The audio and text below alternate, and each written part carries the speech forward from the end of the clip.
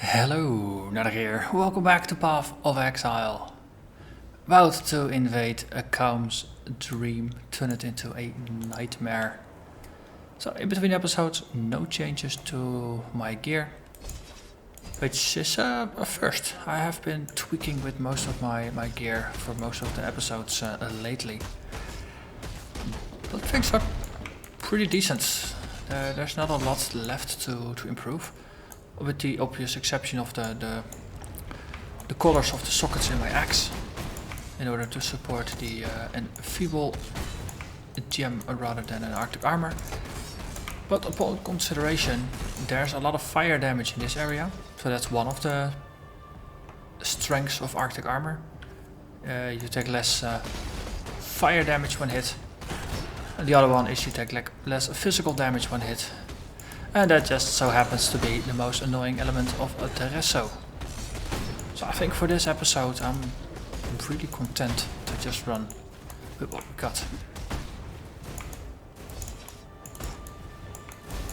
Also gives me a little bit more time to just farm some more currency, get some more chromatic orbs, in order to sit down for yet another crafting session in order to get the colors just right. Yeah, trying to get double blue on a 3-socketed item that requires strength and or dex. That's it's tricky. But it's well, eventually I'll get it right. Just a matter of being patient.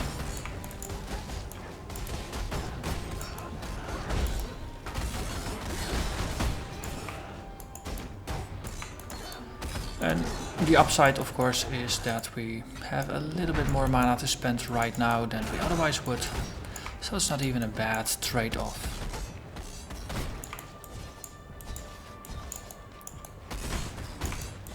I think I would have preferred Enfeeble over Temporal Change as my first curse.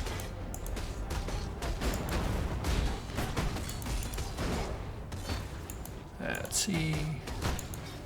Take you doggies out.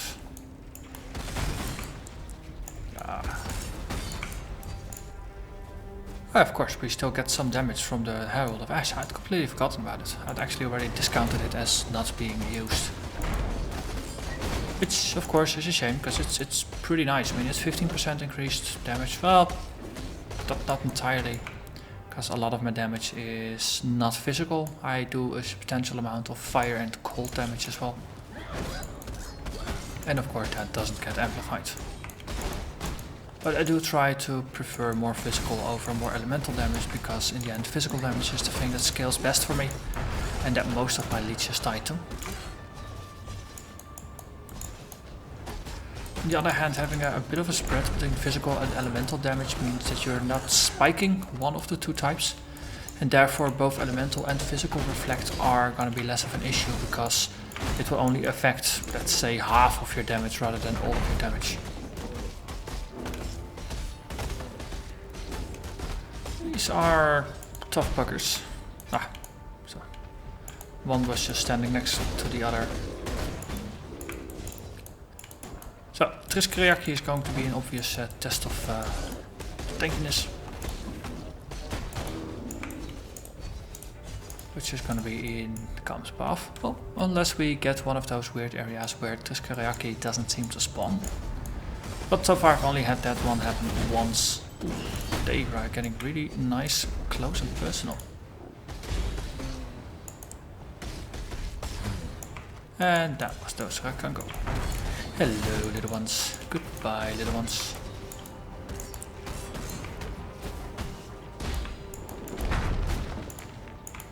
So my castman damage taken is still tuned to 500 points of damage. So currently it will trigger 4 times before I die. Ideally it doesn't trigger, it triggers more because I don't wanna die. But between full health and no health there are 4 triggers, with the exception of every time it triggers there is a cooldown period, I believe it's a quarter of a second, during which time it doesn't pay attention to how much damage you take. So if it only takes them that short a duration to trigger, then of course it's gonna trigger once, and after that you're dead before it can trigger again. Yes. Happy thoughts. Let's not consider that situation. Hello there, lava flow.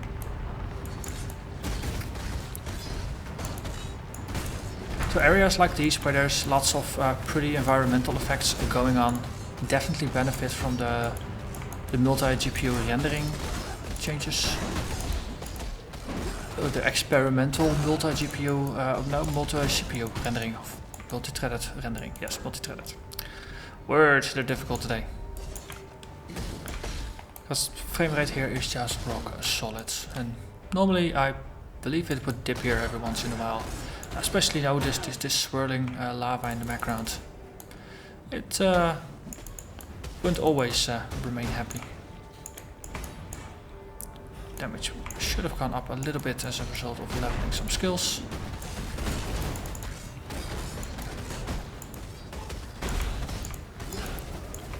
So effectively we have 90 mana to work with, and that's fine. That's the power of mana leech. Because it's not regen, we don't really have a lot of mana regen. Let's see, yeah, see 14. That's not enough to cast any of our skills. Currently we attack twice a second with Lacerate, so that's gonna be 44 mana per second that we absorb. So that's after 2 seconds we're dry. Well, after 2 seconds we have regenerated 30, so we can cast another. That's 2.5 seconds basically. So they killed my golem, buggers. Golem doesn't have the tankiness we have. Which is interesting when you consider that it does have over 6,000 life. It has 3 times the life we have. But without the regen and the leech, it's gonna perish. Because if there's one thing this game is good at, then that's just throwing more life at you.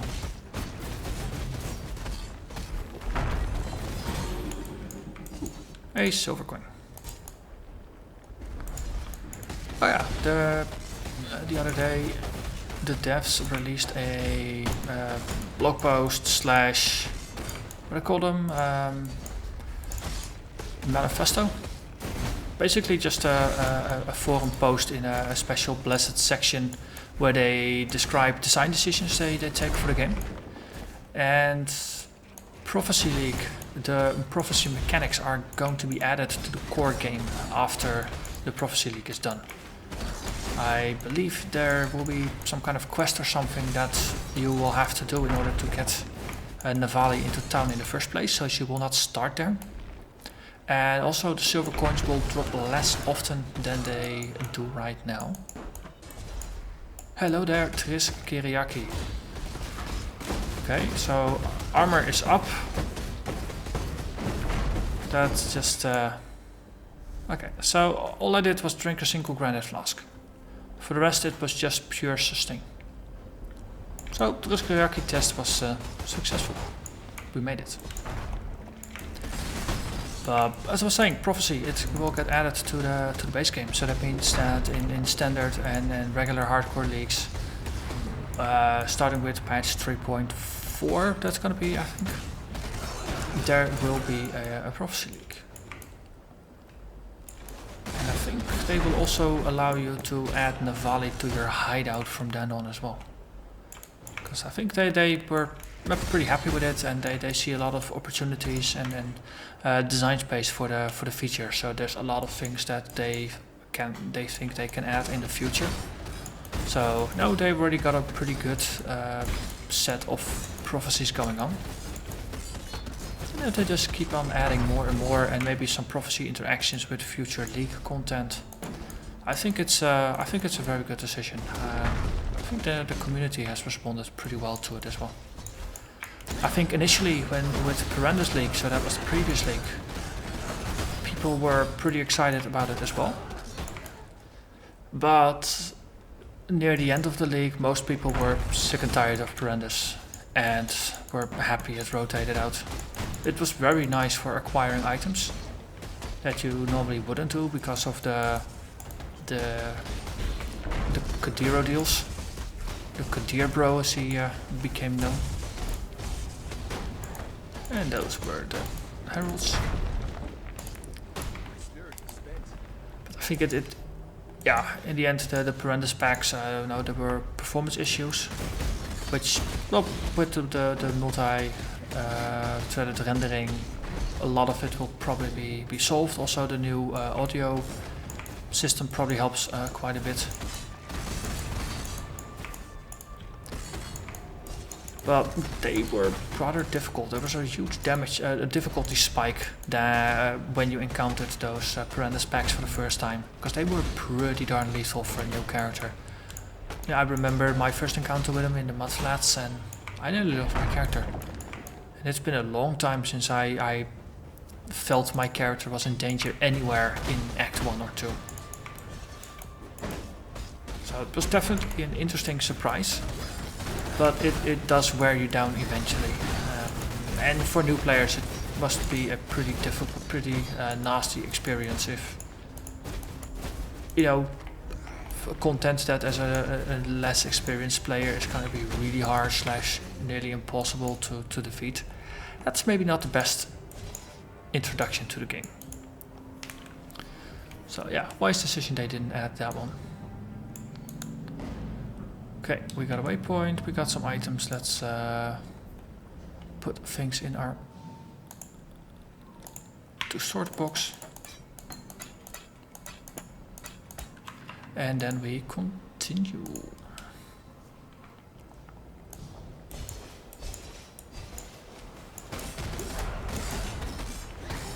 So one upside of the enemies being slower is that they attack less often. So my Leech has more time to do its magic in between their fights, so my recovery from attacks is better. The attacks still hurt like hell, but my recovery time is longer. And especially if you combine it with Enfeeble later on, that will mean that the hits are going to be less impactful, and I'll have more time to recover. Hello there. Aren't you crashing the party? And as a result, it should result in more safety. But yeah, I'll do a little bit of research on if I can solve the mana reservation issue via duels. I think there is one of the quest duels from the crypts that will allow you to reserve a bit less mana and make your skills cheaper. Speaking of, I think I was actually gonna pick those up next here. Versatility. That's gonna be in total 8% less mana usage for my skills. Now if you use less mana, then 8% less, that's 1 in 12. So that's gonna mean my attack's gonna be 20. And my travel skill is gonna be 1 less. Well, that's okay. We can deal with that. We can definitely work with that.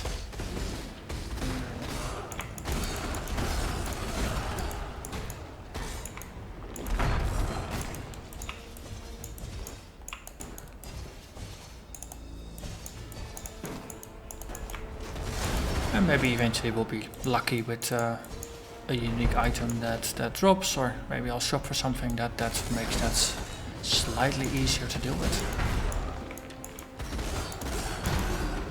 I know there is a pretty awesome level 60 something helmet that applies blasphemy to everything you put in it.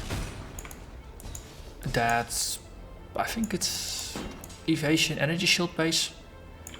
It's perfect for shadow basically, but it's ridiculously pricey to trade for.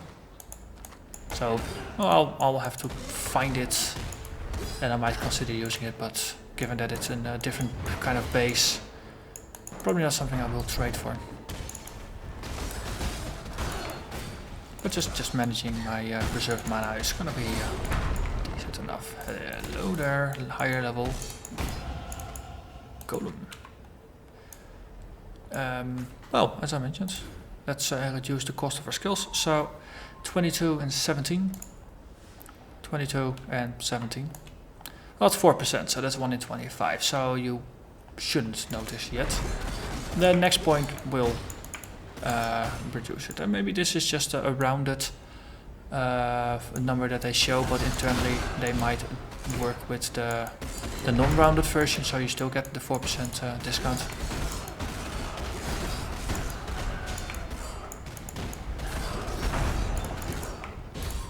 So the reason I'm going with the skill path I'm taking there is to just pick up a little bit of accuracy as well as some intelligence. It's difficult to get intelligence from the tree, so if there's a combination of accuracy and intelligence, and now that I realize cheaper casting cost, that's just too good to pass up. Especially now that we're gonna go for a build that reserves most of its mana, rather than just a bit of its mana. There are of course alternative auras or curses you could put in Blasphemy. I played around a little bit with Warlord's Mark, which is pretty cool. Basically all the mobs get 2% leech for both life and mana on top of what you already have, so your leech is going to be maxing out even faster, it's going to be even more powerful. And monsters you kill have a chance to grant you endurance charges, which, no, once we kill Izaro on the Cruel, we will generate them as well from our Ascendancy power up. Let's see, yeah, this is going okay. Just watching my life there. It was a blue Urakango after all, but this one didn't have the power of Triskeriaki. But once you start generating endurance charges and the Immortal Call kicks in, it will consume all the endurance charges and it will last a bit longer. So having that one up for slightly longer is a useful thing to do, to have. Caldera of the King, yeah, we have enough space. So let's kill him. So if we're standing in the same spot, then our Arctic Armour is gonna reduce physical and fire damage by quite a bit. Just look at our life bubble. If he does a big smash, well, yeah, I think he went down to about here. That was 1700 or so. But it just tuck tuck tuck tuck tuck, boom, we're full. It really recovers really quickly. So I think Daresso is going to be the true test. I remember in normal difficulty we were standing in the swords while tanking him and it was all okay. I'm not planning on doing a similar thing because, well, it is rather reckless. And I don't object to recklessness. But Daresso, especially on higher difficulties, you want to take him serious. He is the King of Swords after all. We have to respect his authority. Well, not really. We are gonna commit Regicide again. No, let's put the totem up. And then we smash face.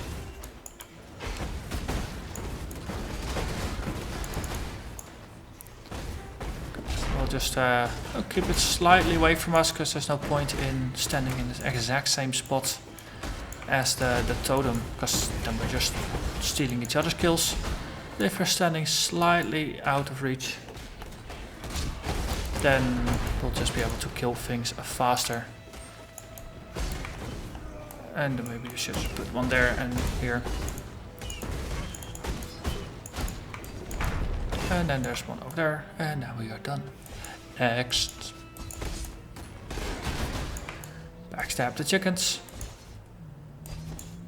They're not really chickens, but I'm calling them chickens anyway. Oh, you got totems. I got a totem as well.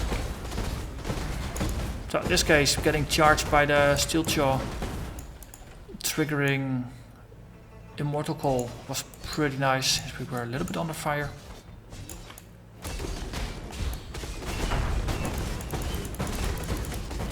And that was that. So much can happen in the very brief time window that Immortal Call is active. 0.62 seconds it lasts. It's not even that long. So once we got 3 or 4 endurance charges and they get consumed, then we increase the duration by 3 or 400%. It's gonna last about 2, maybe 2.5 seconds. It's really not a lot, but in really tense battles, time seems to always get stretched. And what could feel like an eternity might be just a span of a couple of seconds. The more adrenaline you have flowing in your veins, the more pronounced that effect becomes. It's like there's temporal change active in real life then. Because time really gets stretched. And those are the moments you play for, at least that's it for me. I'm not really a thrill seeker kind of person, but with hardcore that's I do have it with that.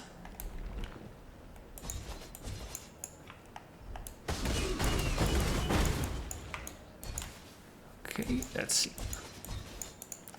Hello there, chicken. Okay, I got hit with the Immortal Call at the beginning and then they opened fire. So I did drink from the granite flask there because it felt a little dicey. Especially because our armor is still a bit on the low end. Going for your granite flask in order to just massively boost your armor is probably a pretty decent reflex to discover or to develop. Bakul, where are you? There he is, man of the minutes. Yeah man, yes. Bye bye, that was Bakul. Supposedly the current king of the arena, or whatever you would call this sorry excuse for a fighting pit.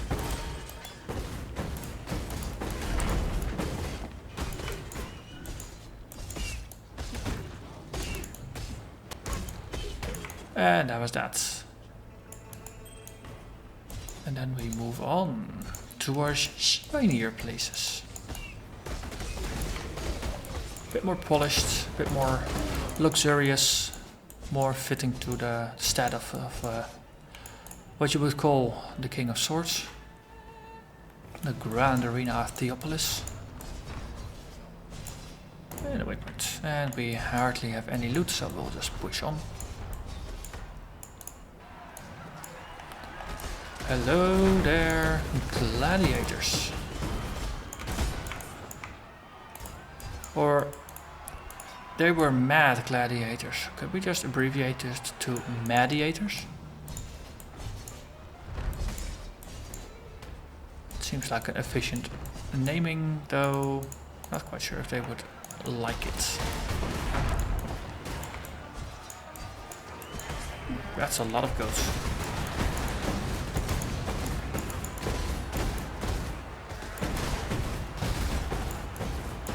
And over there.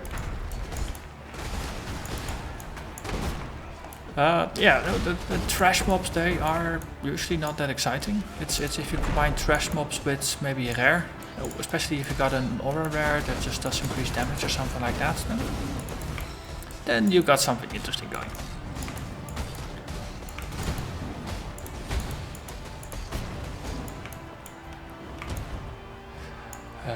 Okay.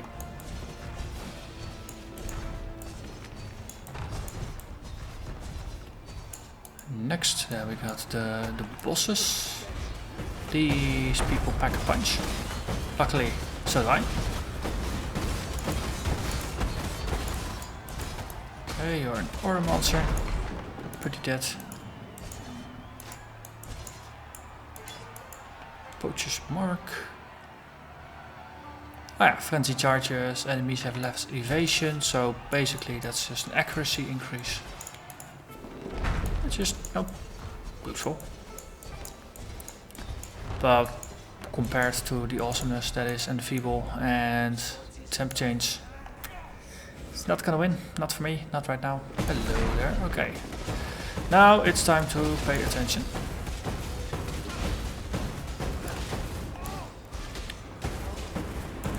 Okay. That was the first stage. Re-summoning totem. Okay. That was... okay, see, he hurts. Totem down. Okay, next stage. Totem down. Oh, let's not stand in the swords. Swords hurt.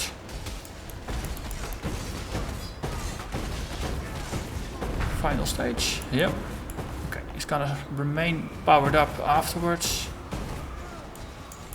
Okay, let's backstab him.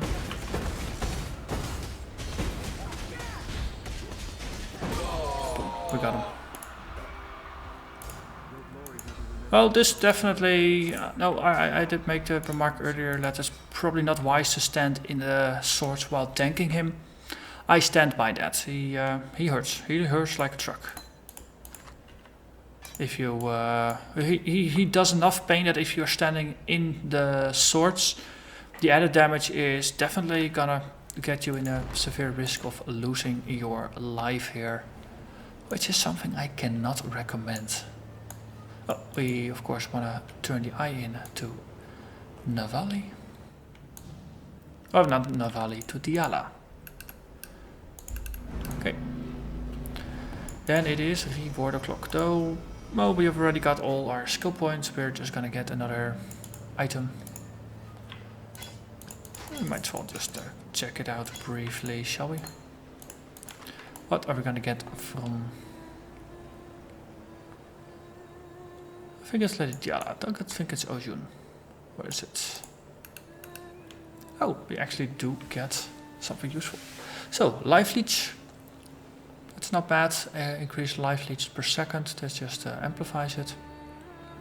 Blood Magic is an interesting one. Especially because we're reserving so much mana. You could say, no, we put Blood Magic, Blood Mana... yeah, Blood Magic on something like a Whirling Blade in order so that our travel is always just working, but... yeah, I don't think it's gonna work that way. Increased duration, we already have it at level 13, so this is not gonna be useful. So I'll just grab the Life Leech, because since I don't often get it. It's always useful to have a variety of gems in your stash, especially for...